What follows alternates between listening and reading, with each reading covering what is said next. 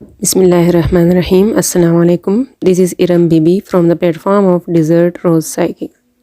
Today we will discuss Muslim psychology and its related concepts. آج کے lecture میں مختلف سوالوں کو ایڈریس کرنے کی کوشش کی جائے گی. Is it necessary to study religion to understand psychology? کیا سائیکالوجی کو انڈرسٹینڈ کرنے کے لیے مذہب کو اسٹڈی کرنا ضروری ہے؟ Is it important to study psychology from Islamic perspective?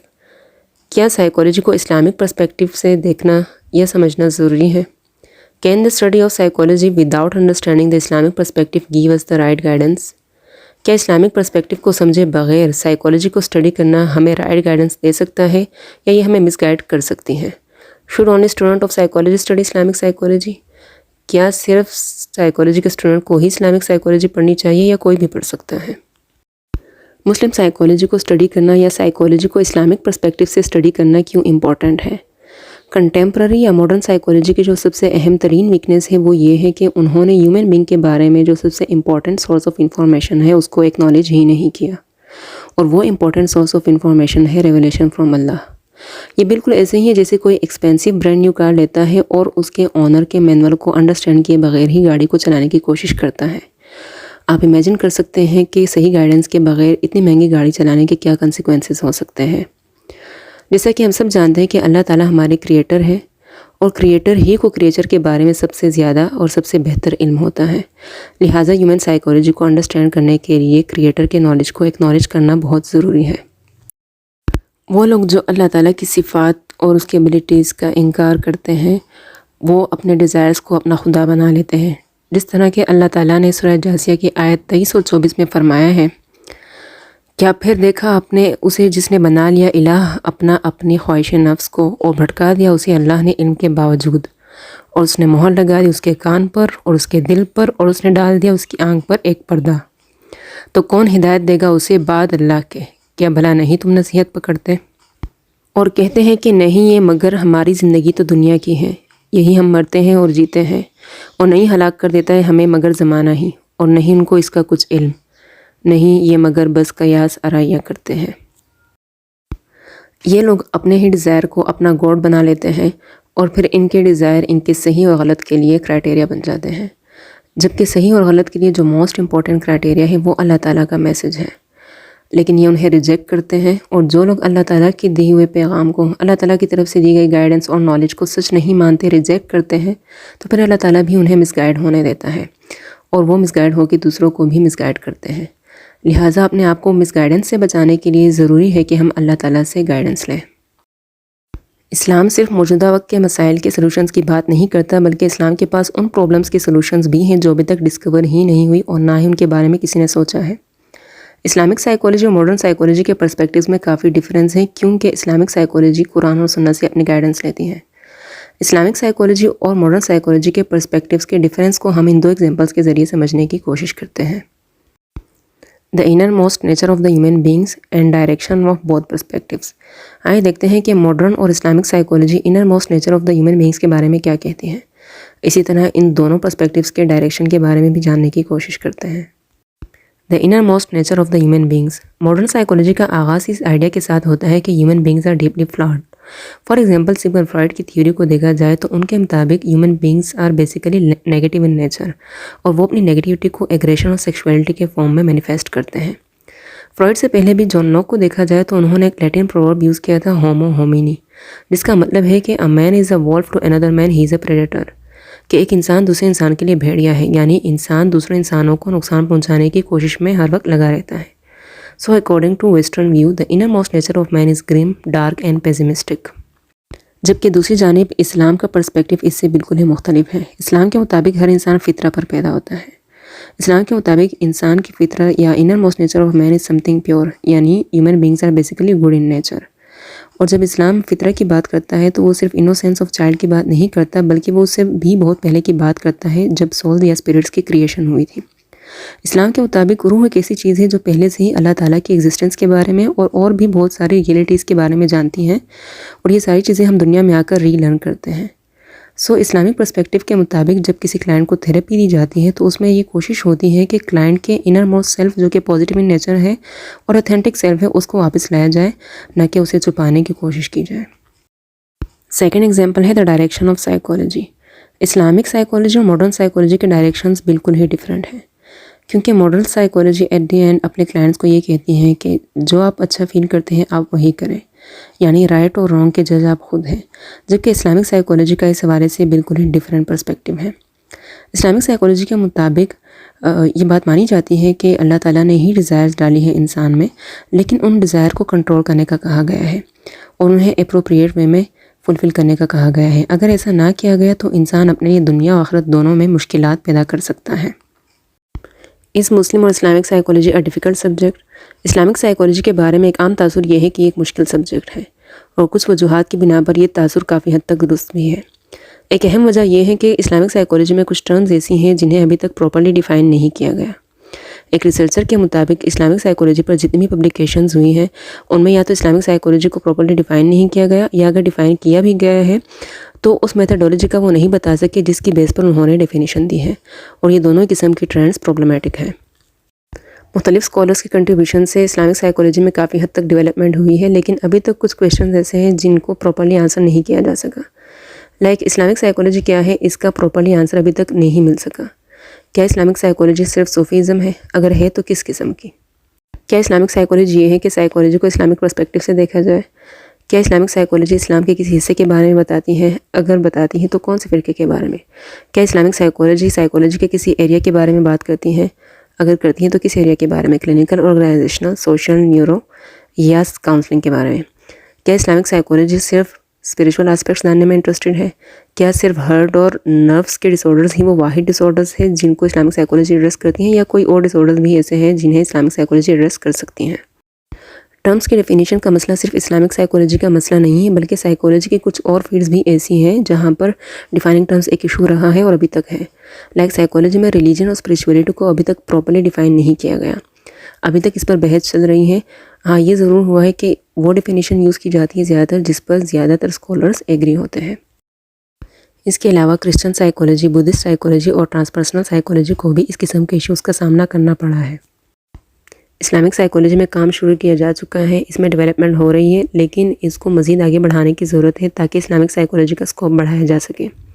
Example کے طور پر ہم بدھسٹ سائیکالوجی کو لیتے ہیں. بدھسٹ سائیکالوجی میں کچھ ایسی پریکٹسز تھیں جنہیں اب تھیراپیوٹک اپلیکیشن کے طور پر یوز کیا جا رہا ہے، مائنڈ فلنس، میڈیٹیشن اور یوگا. ان سب کو وداؤٹ ریلیجس انفلوئنس پریکٹس کیا جا رہا ہے. اسلامک سائیکالوجی میں بھی ایسے کنسیپٹس، پریکٹسز اور تھیراپیز ہیں کہ اگر ان پر کام کیا جائے تو کافی لوگوں کو اس سے فائدہ پہنچ سکتا ہے. اگر اسلام کے کچھ کنسیپٹس پر کام کیا جائے تو ایسی تھیراپیز اور ایسی پریکٹسز سامنے آ سکتی ہیں جس سے مسلمز اور نان مسلمز دونوں کافی حد تک فائدہ لے سکتے ہیں، اور اس سے جو نیگیٹو پرسیپشنز ہیں لوگوں کے اسلام اور مسلمز کے بارے میں اس میں بھی کافی حد تک کمی آ سکتی ہے. اسلامک سائیکالوجی کے فیوچر ڈیولپمنٹ کے لیے الکرم نے اپنے ریسرچ آرٹیکل میں سجیشن دی تھی کہ اگر مختلف ڈسپلن کے پروفیشنلز ایز اے ٹیم کام کرے تو یہ اسلامک سائیکالوجی کے فیوچر ڈیولپمنٹ میں اہم کردار ادا کر سکتے ہیں، کیونکہ سائیکالوجسٹ کو عام طور پر دین کا اتنا نالج نہیں ہوتا، اور اسی طرح جو ریلیجس اسکالرز ہیں انہیں سائیکالوجی کا اتنا علم نہیں ہوتا. اگر یہ ایز اے ٹیم کام کرتے ہیں تو یہ اسلامک سائیکالوجی کے فیوچر ڈیولپمنٹ کے لیے بہت بہتر ثابت ہو سکتے ہیں. اسلامک پرسپیکٹیو کے مطابق سائیکالوجی کی ڈیفینیشن جاننے سے پہلے ضروری ہے کہ ہم ماڈرن سائیکالوجی کے مطابق سائیکالوجی کی ڈیفینیشن کو انڈرسٹینڈ کرنے کی کوشش کریں. ماڈرن سائیکالوجی نے جو ڈیفینیشن دی ہے سائیکالوجی کی وہ یہ ہے: The scientific study of behavior and mental processes is known as psychology. Behaviour ہر وہ ایکٹ ہے جو کوئی انڈیویجول کرتا ہے اور دوسرے لوگ اسے آبزرو کر سکتے ہیں. Mental processes are the internal subjective unobservable components such as thought, beliefs, feelings, sensations and perceptions. یہ وہ انٹرنل فیکٹرز ہیں یا کمپوننٹس ہیں جنہیں بیہیویئر کے تھرو انڈرسٹینڈ کیا جا سکتا ہے. ماڈرن سائیکالوجی نے جو ڈیفینیشن دی ہے سائیکالوجی کی، اسلامک پرسپیکٹیو کے مطابق یہ کیسی ڈیفینیشن ہے کہ اگر اس کو دیکھا جائے تو ایسا لگتا ہے کہ ہمیں دنیا میں وداؤٹ اینی ڈیوائن انٹروینشن چھوڑ دیا گیا ہے. اس ویو کے مطابق اللہ تعالیٰ کا ہماری زندگیوں پر، ہمارے بیہیویئر پر کوئی اثر نہیں ہے. اگر اس کو دیکھا جائے تو ایسا لگتا ہے کہ جیسے ہم صرف فزیکل باڈیز ہیں ایموشن، تھاٹس اور بیہیویئر کے ساتھ، اور ڈیتھ کا سمپلی یہی مطلب ہوگا کہ ہماری ایگزسٹنس ختم ہو گئی. ڈیتھ کے بعد کی بات اور پیدائش سے پہلے کی بات یہ اس ڈیفینیشن میں نہیں کی گئی، اور نہ ہی یہ کہا گیا ہے کہ ہمارے بیہیویئر کا ہمارے ڈیتھ کے بعد جو لائف ہے اس پر کیا اثر ہوگا. Main weaknesses of secular approaches to psychology. Zarabozo جو کہ ایک آتھر ہیں، ان کے مطابق سیکولر اپروچز ٹو سائیکالوجی کی کچھ اہم ویکنیسز ہیں جن میں سے چند یہ ہیں: Humans are viewed as independent of their creator and lord. उनके मुताबिक जो कंटेम्प्रेरी साइकोलॉजी ने डेफिनेशन दी है साइकोलॉजी की या जो थ्योरीज दी हैं उसके मुताबिक ऐसा लगता है कि इंसान बिल्कुल ही फ्री है, इंडिपेंडेंट है, उनका कोई क्रिएटर नहीं है. Theories are based upon human intellect alone while discounting revelation from the creator. जितनी भी थ्योरीज कंटेम्प्रेरी साइकोलॉजी में दी गई हैं वो ह्यूमन इंटेलेक्ट पे बेस करती हैं और उन थ्योरीज में क्रिएटर के नॉलेज को बिल्कुल इंपॉर्टेंस नहीं दी गई. Knowledge and research focus only on the tangible aspects of humans while ignoring the spiritual and unseen elements. Contemporary psychology में जो रिसर्च होती है उसका फोकस ज़्यादातर टेंजिबल यानी फिजिकल और सीन एस्पेक्ट्स ऑफ ह्यूमंस पर होता है, जबकि स्पिरिचुअल और अनसीन एलिमेंट्स को वो इग्नोर कर देते हैं. Behaviors are generally seen to be determined solely by drives, reflexes, conditioning and social influences. इनके मुताबिक सिर्फ सोशल इन्फ्लुएंसेस, कंडीशनिंग, रिफ्लेक्सेस और ड्राइव्स ऐसी चीज़ें हैं जो बिहेवियर को डिटरमाइन या इन्फ्लुएंस कर सकती हैं. ज़हरा बोज़ो ने इस किस्म की थ्योरीज़ के डेंजर्स के बारे में बात की है. उनके मुताबिक जो मैन मेड थ्योरीज़ होती हैं यानी ऐसी थ्योरीज़ जिसमें क्रिएटर से गाइडेंस नहीं ली गई होती, ऐसी थ्योरीज़ इंसान को सही रास्ते से बहुत दूर ले जा सकती हैं. इंसान स्पिरिचुअल प्यूरिफिकेशन के लिए फिर गलत रास्तों पर जा सकता है. उनके मुताबिक सम टाइम ऐसा होता है कि ऐसी थ्योरीज़ फॉल्स लेकिन क्लेवरली स्टेटेड आर्गुमेंट्स के साथ पेश की जाती हैं और ये उन लोगों के लिए बहुत हार्मफुल साबित होती है जो इन थ्योरीज़ को बिल्कुल सही और बेनिफिशियल समझते हैं और एंड रिजल्ट ये होता है कि लोग मिस गाइडेंस की तरफ चले जाते हैं. Definition of psychology from Islamic perspective. Psychology is the study of नफ्स और साइकी. उर्दू या अरेबिक में हम साइकोलॉजी को इल्मुल नफ्सियात कहते हैं. नफ्स ब्रॉड रेंज ऑफ टॉपिक्स को कवर करता है, क़ल्ब, रूह और अक़ल को. इन टॉपिक्स पर इंशाल्लाह आने वाले लेक्चर्स में डिटेल में बात की जाएगी. Alternative definition of psychology from the Islamic perspective is it is the study of the soul, the ensuing behavioral, emotional and mental processes and both seen and unseen aspects that influence these elements. Islamic perspective के मुताबिक psychology में हम soul को study करते हैं, behavioural, emotional and mental processes को study करते हैं और सीन और अनसीन एस्पेक्ट्स जो इन एलिमेंट्स पर इन्फ्लुएंस हो सकते हैं उनको भी स्टडी करते हैं. Scene and unseen aspects. Islamic psychology के मुताबिक इंसानी रवैयों पर सीन और अनसीन दोनों किस्म के एस्पेक्ट्स का असर होता है. कंटेम्प्रेरी साइकोलॉजिकल थ्योरीज़ का ज़्यादातर फोकस सीन वर्ल्ड पर होता है जिसमें हमारे parents, family members, peers, teachers, communities, media और इन्वायरमेंटल फैक्टर्स इंक्लूडेड हैं. लेकिन इस्लामिक साइकोलॉजी इन फैक्टर्स को कंसीडर करने के साथ साथ अनसीन वर्ल्ड को भी कंसीडर करती है. इस्लामिक पर्सपेक्टिव के मुताबिक अनसीन वर्ल्ड का भी इंसानी रवैयों पर बहुत बड़ा असर होता है. अनसीन वर्ल्ड लाइक अल्लाह ताला with his power and omnipotence. अल्लाह ताला के साथ जो हमारा कनेक्शन होता है उसका हमारे थॉट्स और बिहेवियर पर भी असर होता है, जबकि मॉडर्न साइकोलॉजी इस कनेक्शन को एक्सेप्ट नहीं करती. कोई भी साइकोलॉजिकल थ्योरी या साइकोलॉजिकल मेथड ऐसा नहीं है जो इस चीज़ को स्टडी कर सके या रिकग्नाइज कर सके. उसकी एक अहम वजह यह है कि मॉडर्न साइकोलॉजी सोल को डिसरिगार्ड करती है और वो ह्यूमन बीइंग को एज अ फिजिकल एंटिटी और एज अ मटेरियलिस्टिक बीइंग देखती है.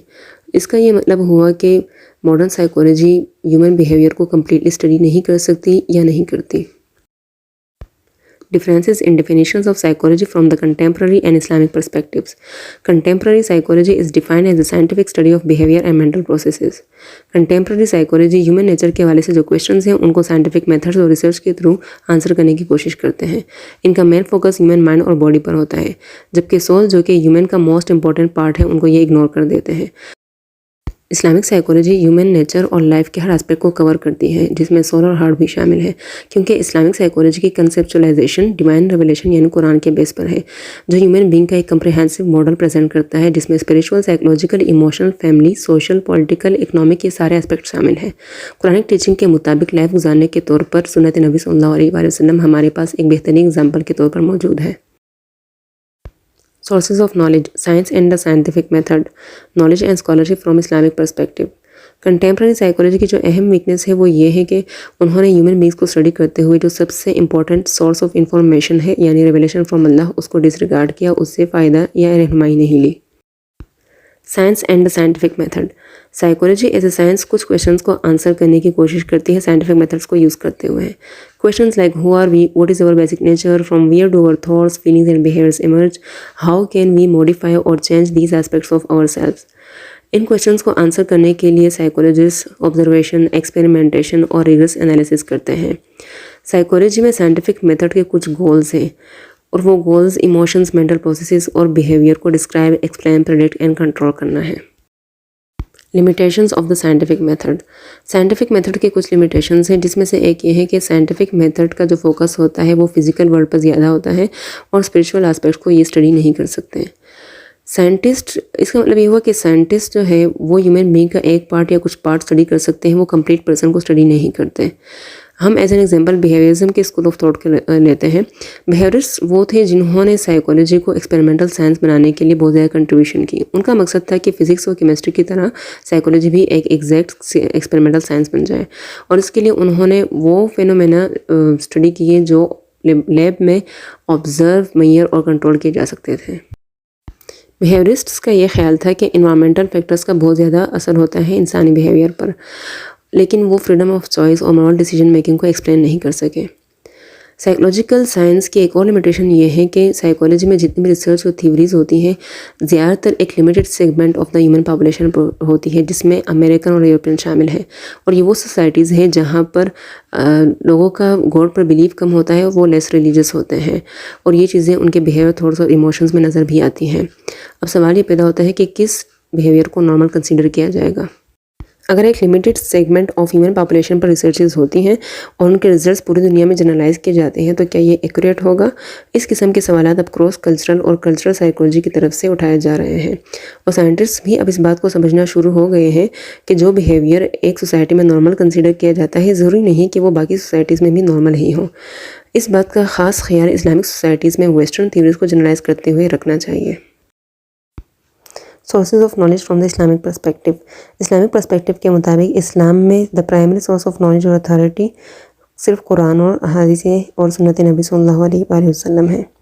اللہ تعالیٰ ہمارے کریٹر ہے اور اللہ تعالیٰ کے پاس ہر چیز کا علم ہے، وہ ہم سے ہمیں زیادہ اور بہتر جانتے ہیں. جس طرح سورہ ملک میں اللہ تعالیٰ فرماتے ہیں، کیا جس نے پیدا کیا وہ نہیں جانتا، حالانکہ وہی ہر باریکی کو جاننے والا بڑا خبردار ہے. اسی طرح سورہ ملک میں ایک اور جگہ اللہ تعالیٰ فرماتے ہیں کہ اور تم اپنی بات چھپاؤ یا اعلانیہ کہو، بے شک وہ تو دلوں کے رازوں سے بھی خوب واقف ہے. ریولیشن اسلام میں وہ فاؤنڈیشن ہے جس کے بیس پر ساری نالج بلڈ ہوتی ہے، اور قرآن چونکہ اللہ تعالیٰ کا آخری کلام ہے اس کو بالکل پرفیکٹ اور کمپلیٹ سمجھا گیا ہے. جس طرح قرآن کے سورہ بقرہ آیت نمبر 2 میں اللہ تعالیٰ فرماتے ہیں کہ یہ وہ کتاب ہے جس میں کوئی شک نہیں اور یہ ہدایت ہے متقین کے لیے.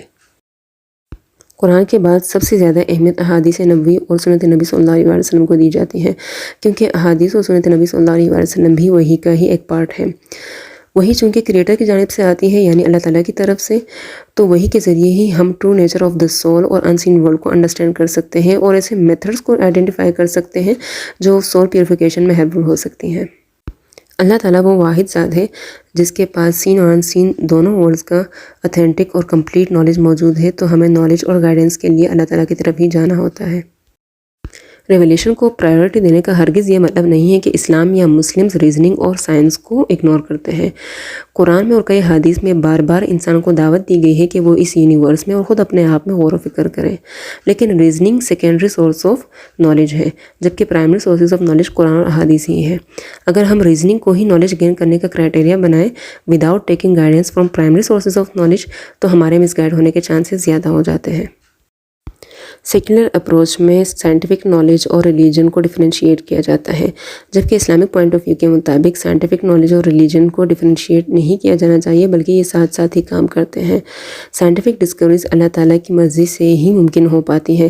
یہ اللہ تعالیٰ ہی ہے جس نے ہمیں مائنڈز، ریسورسز اور وہ ٹولز دیے ہیں جن کی مدد سے ریسرچز، ڈسکوریز اور ڈیولپمنٹس ممکن ہو پاتی ہیں. ریولیشن چونکہ اللہ تعالیٰ کی طرف سے ہے یعنی قرآن اور سنہ، اس لیے یہ الٹیمیٹ ٹروتھ ہے کیونکہ اللہ تعالیٰ ہمارے کریٹر ہیں اور اس ٹروتھ میں، اس نالج میں کوئی مسٹیک ہونے کے چانسز نہیں ہیں، جبکہ science product of human reasoning ہے جس میں ایررز کے اور مسٹیکس کے چانسز ہیں. مسلمانوں کو ان ریسرچز اور سائنٹیفک ایکسپیرینسز سے ضرور فائدہ لینا چاہیے جو قرآن اور حدیث کے ساتھ مطابقت رکھتے ہوں اور ان کے ساتھ کنٹراڈکشن میں نہ آتے ہوں. آج کے لیکچر سے ریلیٹڈ آپ کی کسی بھی قسم کی کوئری ہو آپ کمنٹ سیکشن میں پوچھ سکتے ہیں. میری پوری کوشش ہوگی کہ آپ کے کویشچنز کو کمنٹ سیکشن میں یا آنے والی ویڈیوز میں ایڈریس کیا جا سکے. اسی کے ساتھ آج کے لیکچر کا اختتام ہوتا ہے. اگلی ویڈیو تک مجھے اجازت دیجیے. اللہ حافظ.